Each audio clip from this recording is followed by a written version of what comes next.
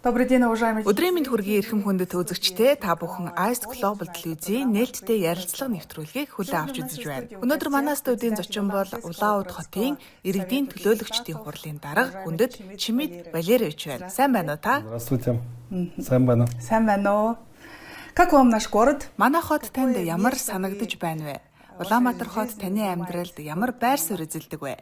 Улаанбаатар всегда люблю. Би Улаанбаатар хотод тэр дундаа Монгол улсад ирэх дуртай. Монгол бол бидэнд маш ойр дотн газар. Би өөрөө Бурайдын Кишингийн хээр талд төрж өссөн хүн. Тийм болохоор Улаанбаатарын уудам тал нутаг, Монголын уур амьсгал бидний нутагтай тун төстэй санагддаг шүү. Энд ирэхээр л гэрийнхэнтэйгээ уулзч байгаа мэт сэтгэл төрдөг. Хүмүүсийн царай төр хүртэл дотно. Монголчууд Бурайдыг ах дүүс мэт үздэг тул энд ирэх бүртээ баяртай сайхан мэдрэмж авдаг. Түүнчлэн Улаанбаатар хот үнэхээр гоё, орчин үеийн хот болжээ. Хамгийн сайхан нь бол яа харахгүй энэ хотын сайхан сэтгэлтэй найрсаг хүмүүс юм аа. Та сүүлд хизээ Улаанбаатар хотод ирэв? В городе Улан-Батор. Би өнгөрсөн оны 8 дугаар сард Улаанбаатар хотод ирж байсан. Тэр үед бид энд 3 хоног байрлаж олон газраар явж үзсэн. Зун байсан болохоор үнэхээр сайхан таатай уур амьсгалтай байлаа. Нарлаг өдрүүд үргэлжилж бороо огт ороогүй. Тиймээс маш их таалагдсан. Мөн хоолны соёлч бас үнэхээр таалагддаг шүү. Мах ихтэй бидний хувьд онцгой дотн санагддаг. Орой үдэж гарахад хот даяар гэрлүүд дасч Улаанбаатар хот улам бүр хөгжиж урагшилж байгааг мэдэрдэг. Хотын өнгө төрх, хөгжил өөрчлөлт хагасжил тутамд мэддэхгүйц байна шүү. Үүнийг өөрийн биеэр мэднэ гэдэг үнэхээр сайхан. Тийм ч учраас би Улаанбаатар хотод ирэх дуртай байдаг юм аа. Очень приятно, конечно. Потому всегда люблю приезжать в Улан-Батор. Ойр ойрхон ирж байгаарай. Ирэлгүй яах вэ? Улаануд хотын захиргаа ямар зохион байгуулалттай ажилдаг вэ Чимид Валерьевич? Вообще вот у нас Манай хотын засаг захиргаа нь бусад олон хотын адил хоёр түвшний бүтцтэй. Гүйцэтгэх засаглал болон хууль тогтоох байгууллага. Гүйцэтгэх эрх мэдлийг Улаануд хотын захирагч Игорь Юрьевич Шутенков удирдах хотын захиргааг тэргүүлдэг. Харин хууль тогтоох эрх мэдлийг Улаануд хотын иргэдийн төлөөлөгчдийн хурал хэрэгжүүлдэг бөгөөд энэ байгууллагын даргаар нь бий ажиллаж байна. Манай хурал 30 гишүүнээс бүрддэг. Бид 5 байнгын хороо 2 тусгай комисстэй. Мөн орлогч дарга бий. Бид хотын захиргаатай уялдаа холбоотой нэгт хамтран ажилладаг. Энэхүү хамтын ажиллагааны ачаар маш олон ажлыг хэрэгжүүлж чадсан. Бид харилцан ойлголцож, бие биенээ сонсож дэмждэг учраас иргэдийн санал гомдлыг түргэн шийдвэрлэж, бодит ажил болгож чаддаг юм. Гүйцэтгэх болон хууль тогтоох байгууллагууд хоорондоо хамтарч ажиллахгүй бол олон ажил хийгдэхгүй орхигдох байсан болов уу? Бид 2019 онд хамтдаа сонгогдсон бөгөөд өнгөрсөн жил дараагийн 5 жилийн сонгуул явагдаж, намайг гишүүд сонгосон юм аа. Мөн хотын захирагч ч мөн дахин сонгогдсон. Өнгөрсөн 5 жилд би томоохон зорилтуудыг хэрэгжүүлж үр дүнтэй ажиллалаа. Одоо шинэ бүрэлдэхүүнээр дараагийн 5 жилд энэ ажлаа үргэлжлүүлэх боломжтой боллоо. Ийм уялдаа холбоотой харилцан дэмждэг тогтолцоо маш чухал юм. Зарим газарт эрх мэдлийн хооронд зөрчил үүсдэг бол бидний хувьд ойлголцол сайн, бие биедээ саад болдгоо харин ч урам зоригогч нэгнээ дэмждэг. Хамгийн гол нь биднийг сонгосон иргэд маань өөрчлөлтийг мэдэрч сэтгэл хангалуун байх явдал юм аа. Сүүлийн 5 жилд Улаануд хот мэдэгдэхүй зөөрчлөгдөж хөгжсөн. Цаашдаа ч хийх ажил их бий. большая работа, думаю. Улаанбаатар хотод ирсэн айлчлалын тань зорилго юу вэ? Ну, в первую очередь, Юуны түрүүнд бид шинэ удирдлагуудад танилцаж харилцан туршлага солилцох, Улаанбаатар хотын тухай шинэ мэдээлэл авах, өөрсдийн хийж байгаа ажлуудаа танилцуулах зорилготой ирсэн. Улаанбаатар бол олон шинэлэг санаа, дэвшилт технологиг амжилттай хэрэгжүүлдэг Монголын тэргүүлэгч хот шүү. Албан болон албан бус уулзалтын үеэр бид хамтрагчдаасаа маш их мэдээлэл, сонирхолтой санаануудыг сонслоо. Урд нь эрэхтэйж бид маш их зүйл сурсан шүү. Тухайлбал Улаанбаатарын ус суугийн системийн ажил, төлөвлөлтийн үеийн инженерийн шийдлүүд хэрхэн үр дүнтэй ажиллаж байгааг, мөн орчин үеийн технологиудыг хэрхэн нэвтрүүлж байгааг сонирхол судалсан. Энэ удаач мөн адил бид тэдгээр шин шийдэл төлөвлөгөөнүүдийг дэлгэрэнгүй сонсож харилцан ярилцлаа. Бид ч гэсэн өөрсдийнхөө тухай аялал жуулчлал, нийгмийн салбар, боловсрол, эдийн засгийн талаарх бодлого, ажлуудынхаа тухай хуваалцлаа. Цаашдын хамтын ажиллагаанд чухал нөлөө үзүүлэх нэг гол салбар бол логистик. Улаанбаатар хот, Улаануд хот хоёр бол газар зүйн хувьд ойрхон харилцаа холбооны үүднээс ч маш чухал хотууд. Бид мөн Дархан уул аймагт очилж тентхийн удирдлагуудтай уулзлаа. Тэд ч бас өнгөрсөн онд сонгогдсон шинэ бүрэлдэхүүнтэй байсан бөгөөд бид хамтын ажиллагааны хүрээнд энэ оны 9-р сард Улаанудад болох Дархан хотын өдрүүдэд хариу ажил хийх талаар ярилцсан. Мөн өчигдөр хилцэх үеэр 6-7 сард Улаанбаатар хотын дарга тэргүүдэд томоохон төлөөлөгчид Улаан удад ажиллах талаар сонсож баярлаж байлаа. Бид энэхүү айлчлалыг мөн бизнесийн төлөөлөл болон бусад зочдыг тэсэн ядан хүлээж байна. Улаан уд хот 3 найрамдалт хоттой. Үүнд 1967 оноос хойш Дархан хот, Эрдэнэт хот болон нийслэл Улаанбаатар хот юм. Бид эдгээр хотуудтай ах トゥ угийн барилгатай бөгөөд ямагт талархан хүлээж авдаг. Ялангуяа Улаанбаатар бол гадаадын хотуудаас бидэнд хамгийн ойр хот юм. Бид энэ хотод эрх бүртээ өрнөж буй өөрчлөлт, хөгжил дэвшлийг мэдэрдэг. Улс орны нийслэл шүдээ маш чухал байр суурьтай хот юм. Шин дэвшил, технологи нэвтрүүлэх тал дээр тэргүүлдэг. Тиймээс Улаанбаатар хотын төлөвлөгөө, шин санаануудыг сонсох нь бидний хувьд тун сонирхолтой чухал байсан юм. Энэ удаагийн уулзалт, ярилцлага, харилцаа ойлголцол үнэхээр хэрэгтэй, ач холбогдолтой байлаа гэж бид үзэж байна. И поэтому мы с удовольствием вот те общения, которые наше было, вот, я думаю, что оно было очень нужно, необходимо.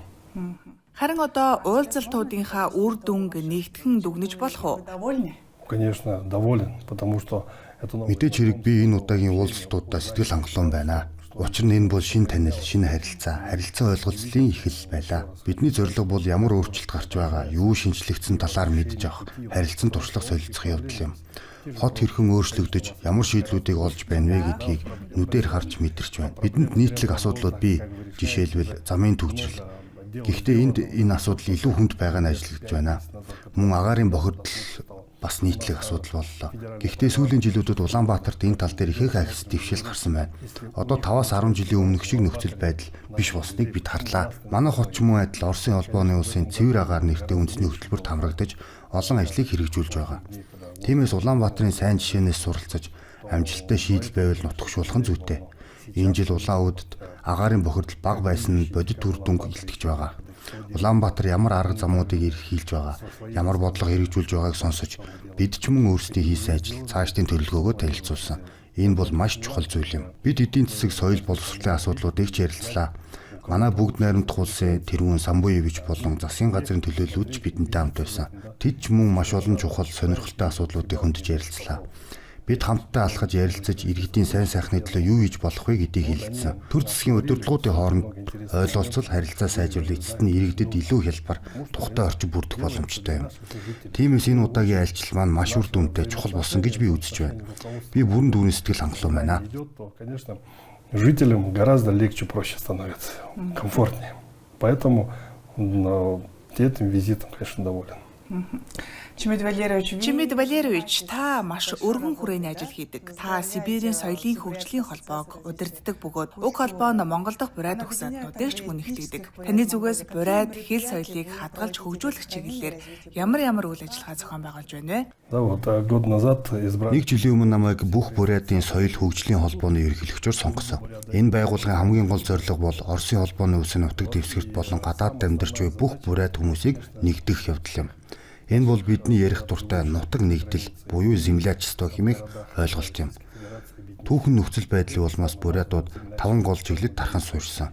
Үүнд бүгд найрамдах бурайд улс, өвөр байгалийн хязгаар, агийн тойрог, эрхүү мужи дахь үүст ордын бурайдын тойрог, мөн Монгол улс хятадын өвөр Монгол дахь шинэхэн бурайдууд ордог юм аа. Бид эдгээр газар нутгуудад амьдарч буй ахын дүүсээ харилцан холбож, хамтран ажиллаж, уламжлал, ёс заншил, соёлыг сэргээх, хадгалах ажлыг идэвхтэй хийж байна. Оросын холбооны улсын томоохон хотууд болох Москва, Санкт-Петербург, Новосибирск, Красноярск, Владивосток зэрэг олон газарт бурайд хүмүүс ажиллаж амьдарч байгаа. Тэдний үйл ажиллагаа хийж буй ажлуудтай байнга холбогдож мэдээлэл солилцдог шүү. Жишээ нь цагаан сар зэрэг уламжлалт баяруудыг хэрхэн тэмдэглэж байгаа, ямар хэлбэрээр уламжлалаа авч үлдэж байгаа талаар туршлага хуваалцдаг. Манай хот улаан удад ч юм адил иргэдийн төлөөлөгчдийн хурлын депутатууд бурайд хэл соёлыг хадгалах чиглэлд идэвхтэй оролцдог. Бид медиа төслүүд хэрэгжүүлж бурайд хэл дээр хийсэн бичлэгүүдээр уралдаанд оролцож шагнал хүртсэн. Би өөрөө ч тэр бичлэгт оролцсон шүү. Бид улаан үдийн захиргаатай хамтран бурайд хэлийг хадгалах, хөгжүүлэх чиглэлд маш их ажил хийж байна. Ялангуяа хүүхдүүд маань их хэлээрээ ярьж чадахгүй болж мартах хандлагатай байгаа учраас энэ асуудалд онцгой анхаарч байгаа. Зарим сургалтын санаачлага нь бурайд хэлийг монгол хэлтэй хослуулан заах хэлбэрээр хэрэгжиж эхэлж байгаа. Монгол хэл бидэнд тодорхой хэмжээнд үлгэр жишээ олдог шүү. Бид Монголд ирээд ярихад 50-60% ойлгодог.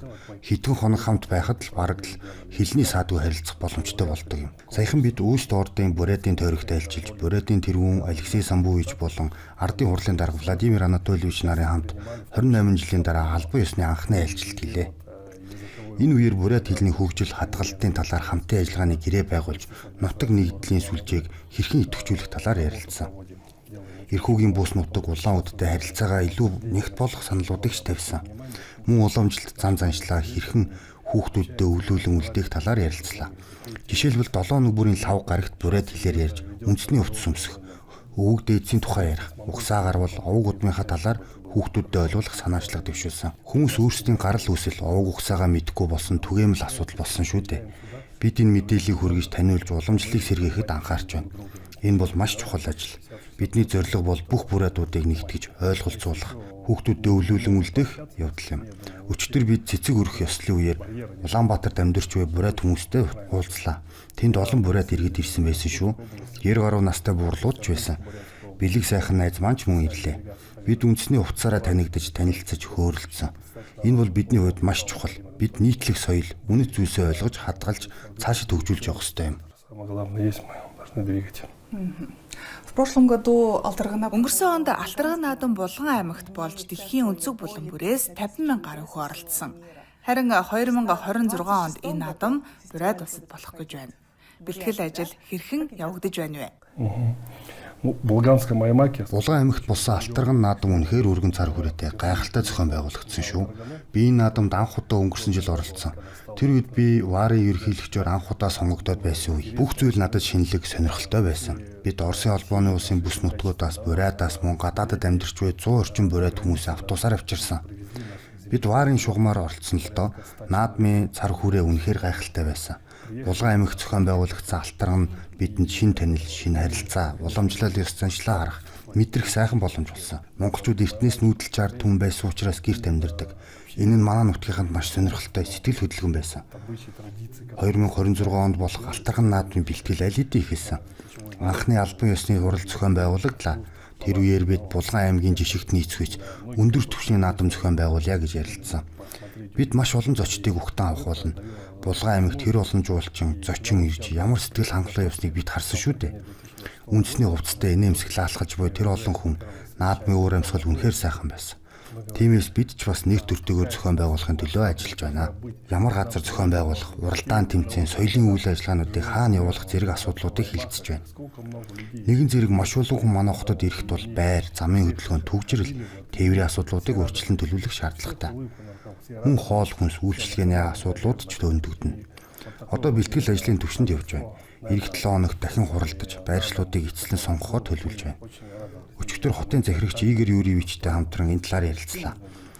Улаан уд хот дэлхийн өнцөг булан бүрээс ирэх бүх бурайд хүмүүст тэр дундаа Монголын олон зочдыг зөө зөхстэй, нэр төртөгөөр хүлээн авах бэлтгэлтэй байх ёстой. Энэ бол зөвхөн нэг улсын бус, нийт бурайд Монгол түмний хамтын баяр. Бид үн сэтгэл зүрхээ зориулсан ажиллах болно. достойно мы должны встретить. Вот эта подготовка идет. Хорошо. Сейчас Чимэд Валерьевич. Хараа одоо таныг манай телевизийн үзэгчид болон Улаанбаатар хотын иргэдэд хандан мэдчилгээ дэвшүүлнэ хэмээн урья. Дорогие друзья, Хүндэт найз нөхдөө Улаанбаатар хотод дахин ирсэндээ маш их баяртай байна. Улаанбаатар хот жилээс жилд хөгжиж, урагшилж олон асуудлууд амжилттай шийдэгдэж байгааг харахад сайхан байна. Улаанбаатар хотын нийт иргэд та бүхэнд гэр бүл бүрт аз жаргал, сайн сайхан бүхнийг хүсье. Эрүүл энх байж, хүүхдүүдтэй нэрдэм номондоо шамдан суралцаж, бид бүхнийг баясхан баярлуулсаар байх болтугай. Ахмад буурлууд маань урт насалж, өвчин зовлонгүй байг. Та бүхэнд амжилт, аз хиймэр, өөдрөг ирээдүг хүсье. удачи, успехов всем. Дахин улзатраа баяртай. Спасибо вам. Бидний урилгыг хүлээн авч чин сэтгэлээсээ ярилцсан танд талархлаа гэлалаа. На мои вопросы. Спасибо вам. Спасибо. Баярлалаа. Эрхэм хүндэт үзэгчдээ нээлттэй ярилцлага нэвтрүүлэг байлаа. Эх 7 хоногт эргүү уулзтлаа. Түр баяртай.